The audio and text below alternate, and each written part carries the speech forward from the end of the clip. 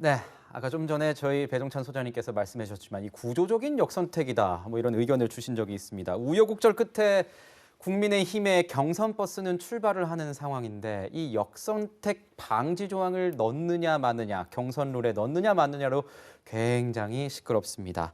오늘 오후에 공정 경선 이 서약식이 있는데 이 서약식에 일부 후보들은 조건부 불참을 선언했습니다. 어떤 내용인지 한번 살펴보도록 하겠습니다. 이 역선택 방지 조항 때문인데요. 박찬주, 안상수, 유승민, 하태경, 홍준표 의원이 공동 성명을 냈습니다. 어떤 내용이냐? 역선택 방지 조항을 넣지 않기로 했던 경선준비위원회 원안을 즉각 확정하라. 이 얘기를 한 겁니다. 자, 이 상황에서 최재형 전 감사원장도 이 역선택 방지 조항 도입이 필요하다고 이제 얘기를 하고 있었는데 어제 다시 한번 마음을 바꿔서 한 발 물러섰습니다. 교수님, 네. 어떻게 보십니까? 이 최재형 원장은 원래 역선택 방지 조항 넣어야 된다 했는데 한 발 물러섰네요. 저는 이 부분은 사실상 원리 원칙에 최재형 후보가 따라갔다라고 얘기를 할 수 있는 거예요. 이게 이제 경선 룰이라는 것이 사실 후보자들의 합의에 의해서 얼마든지 바뀔 수 있는데 지금 더 많은 분들이 사실상 이 역선택 방지 조항 넣지 말자는 거거든요. 지금 아까 이제 지금 우리가 얘기한 부분 중에 역선택이 구조적으로 작동하고 있다라고 얘기를 하지만 최근의 여론조사를 보면 홍준표 후보가 본인 스스로가 10%가 나와요. 그러니까 24, 19, 10 뭐 이런 식으로 갑니다. 이 부분은 뭘 얘기하냐면 이 모든 후보를 나열을 한 상황 속에서도 홍준표 후보의 지지율이 굉장히 상승 국면에 있는 것은 분명하거든요. 그러니까 이것은 역선택의 결과가 아닌 것이죠. 그래서 모든 부분을 홍준표 후보의 어떤 지지율 상승이 역선택의 결과로서 지금 나타나는 것은 아니다. 하지만 이제 이 야권 후보만 놓고서 얘기한다 그러면 역선택의 가능성은 분명히 있는 부분이 있습니다. 그런데 우리가 역선택을 왜 이 방지 조항을 넣으면 안 되냐면 이러면은 차라리 당원들만의 어떤 투표 행태로 우리가 미국으로 얘기하면 코커서스로 가는 게 맞거든요. 네. 그러니까 아예 국민 여론을 반영 안 하는 게 맞는 거죠. 이런 식으로 할 거면. 근데 국민 여론을 반영하는 것이 사실상 본선 경쟁력이 보다 더 있는 후보를 선출하는 방식이라고 미국에서 받아들여졌기 때문에 그것을 시행한 것이고 그것을 한국의 정당들이 지금 차용을 하는 것이거든요. 그런데 이 순간에 왜 이것을 갑자기 바꿔야 되는지. 예컨대 이제 민주당 같은 경우는 왜 역선택 방지 조항을 안 넣습니까? 그러면 이재명 지사한테는 왜 국민의힘당 지지자들이 왜 거기를 안 하죠? 저는 이 부분에 대해서는 사실상 여권이건 야권이건 떠나서 국민의 어떤 여론, 민심을 당의 후보를 선출하는 과정 속에서 반영하기로 한 그 취지에 충분히 응하는 것이 가장 중요한 것이지 여기서 나에게 좀 유리하다, 우리 당에 뭐 유리하다 뭐 이런 식으로 해서 사실상 이것을 이 상황에 따라서 변동시키고 변화시키는 것은 좀 적절치 않다 이렇게 생각합니다. 네, 뭐 계속 조금씩 잡음이 있지만 오늘 오후에 이 경선 룰 관련한 회의가 예정되어 있기 때문에 오늘은 좀 결정이 되지 않을까 관심이 많이 쏠리고 있는데요. 이에 대한 선거관리위원장의 목소리 한번 들어보시죠. 여러 가지 이걸 들어보니까 의견들이 팽팽해요. 그래서 좀 더 연구를 해가지고 빠른 시일 내에 다시 만나가지고 결론을 짓자고 주말에 기회를 가져볼까 지금 그렇게 생각을 합니다. 투표를 하자고 하면 투표를 하고. 네, 방금 들으셨다시피 선거관리위원장은 이제 주말에 오늘 좀 결정을 내겠다라는 입장을 보이고 있는데 앞서서 이제 조건부로 불참을 선언한 후보들도 있기 때문에 어떻게 될지 모르겠어요. 그런데 이제 이준석 대표는 오늘 어쨌든 선관위가 결정을 내리면은 좀 정리되지 않을까 이런 입장을 얘기하고 있던데 어떻게 될 걸로 보세요? 당연히 선관위의 결정에 모든 후보들이 승복하고 따라야 되는 게 원칙이라는 생각이 들고요. 사실관계 하나 정정하자면 민주당도 국민 여론조사에서는 역선택 방지 조항을 채택하고 있습니다. 민주당 당원 당규에 그 부분이 명시되어 있기 때문에 사실상 국민의힘만 명확한 기준 없이 선거마다 기준이 바뀌었던 셈이죠. 그리고 최재형 후보 같은 경우도 오늘 추가로 낸 입장을 보게 되면 자신들 의사 관철시키려고 당의 공식 회사 보이콧하는 행태야말로 구태 정치입니다라고 말을 했는데 네. 이게 바로 역선택 방지 조항 넣지 말라고 이 공정 경선 선언식에 참석하지 않겠다고 말한 홍준표, 유승민 등 5명의 후보를 저격한 거라고 해석하는 게 마땅하겠죠. 네. 윤석열 후보 같은 경우는 지금 캠프 차원에서 역선택 방지 조항 채택을 주장하고 있습니다만 정홍원 선관위원장과 선관위에서 어떤 결정을 내리든 인정하고 승복한다는 한결같은 입장을 유지하고 있습니다. 네. 다만 원칙 차원에서 경선준비위원회가 마련할 룰을 그대로 다 받아들이라는 게 원칙이라면 정홍원 선관위원장과 새로운 선관위는 대체 왜 뽑은 거죠?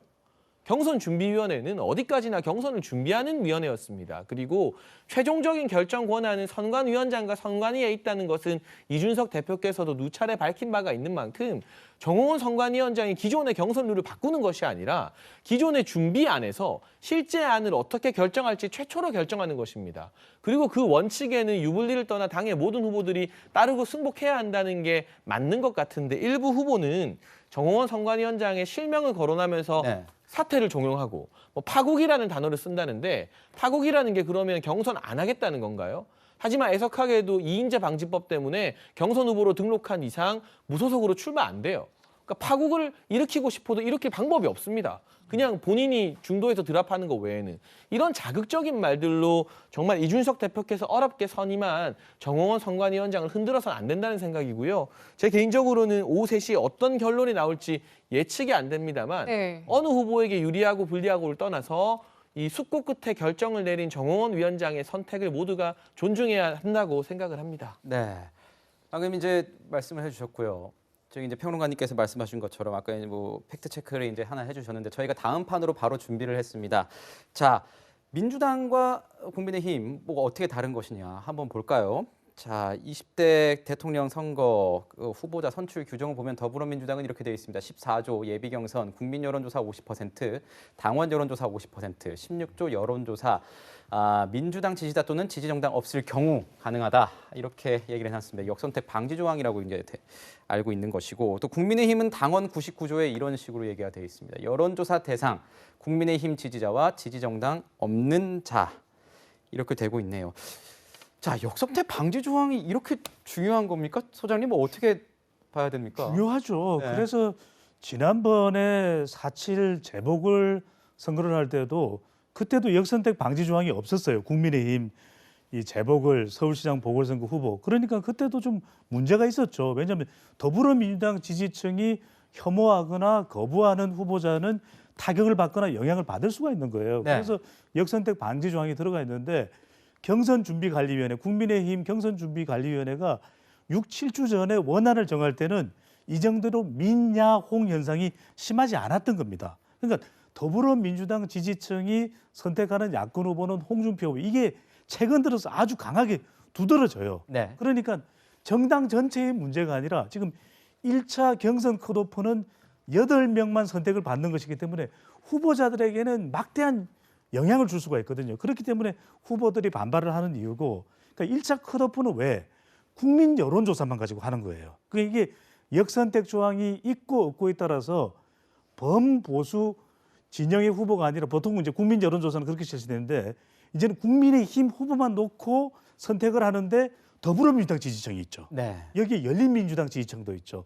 그리고 이 정의당 지지층 응답자들도 있거든요. 이게 영향을 미친단 말이에요. 그러다 보니까 이것 가지고서 계속해서 논란이 불거질 수밖에 없는 이유이기 때문에 저는 양쪽 다 의견이 있다. 이럴 때는 뭐냐? 절충을 하면 됩니다. 절충 어떻게 합니까? 제가 제안하는 것은 뭐냐면 이건 국민의힘 선거관리위원회에서 결정을 할 일이지만 아니 짜장면, 짬뽕 한쪽 선택하기 힘들면 뭡니까? 짬짜면 선택하면 되잖아요. 짬뽕으로 하자. 그러니까 네, 짬짜면으로 하자. 1차 경선 컷오프니까 역선택 방지 조항이 없는 국민 여론조사 하나, 역선택 방지 조항이 있는 즉 국민의힘과 무당층만 실시하는 여론조사를 실시해서 단순 합산 평균을 내자는 겁니다. 네. 자, 그러면 뭘 할 수 있다?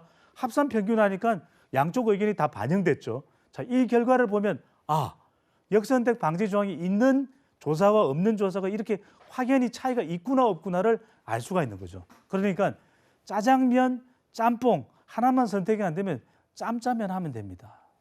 네, 이렇게 역선택을 넣느냐 마느냐를 두고 논란과 갈등이 있는 이유는 어떤 지지층을 대상으로 조사를 하느냐에 따라서 여론조사 결과가 좀 달리 나오기 때문일 겁니다. 저희가 관련해서 여론조사를 하나 준비했거든요. 보면서 같이 좀 분석을 이어가면 좋을 것 같은데요. 자, 지금 보수 진영 대선 후보 적합도 더불어민주당 지지자를 대상으로 한 조사 결과이고요. 5% 이상의 후보들만 저희가 명시를 했습니다. 그런데 이 조사 결과를 보면은 홍준표 후보가 23%로 나왔어요, 교수님. 네. 어떻게 해석을 해야 됩니까? 뭐 전형적인 역선택에 해당이 되는 겁니다. 왜냐하면 이제 더불어민주당의 지지자들이라는 것은 결과적으로 상대 당의 어떤 후보가 좀 더 이제 강력한 후보가 덜 강력한 후보가 되기를 바랄 수도 있는 것이고요. 또 하나는 사실상 우리가 역선택이라고 한다 그러면 더 약한 후보한테도 갈 수 있는 것이거든요. 그럼에도 불구하고 홍준표 후보에게 지금 이렇게 몰려 있고 유승민 후보에게 몰려 있다는 것은 상대 당이지만 지지하는 정당은 아니지만 그런 후보가 나와서 후보가 되면은 우리에게 더 좋겠다라는 어떤 인물적인 평가적인 측면도 이 안에 내재되어 있는 것이거든요. 그래서 역선택이라는 것이 반드시 약한 후보, 상대당의 어떤 약한 후보를 지지하는 그런 의미가 아니라 상대당 후보지만 이런 분이 됐으면 더 좋겠다. 뭐 이런 어떤 선호도도 이 안에 포함되어 있다라고 얘기를 할 수 있고요. 그리고 아까 역선택 방지 조항 민주당에 관한 부분은 이 본경선이 아니라 예비 경선에 해당되는 부분입니다. 네. 자, 홍준표 의원의 이 지지율 문제, 이준석 대표는 어떻게 보고 있을지 궁금합니다. 들어보시죠.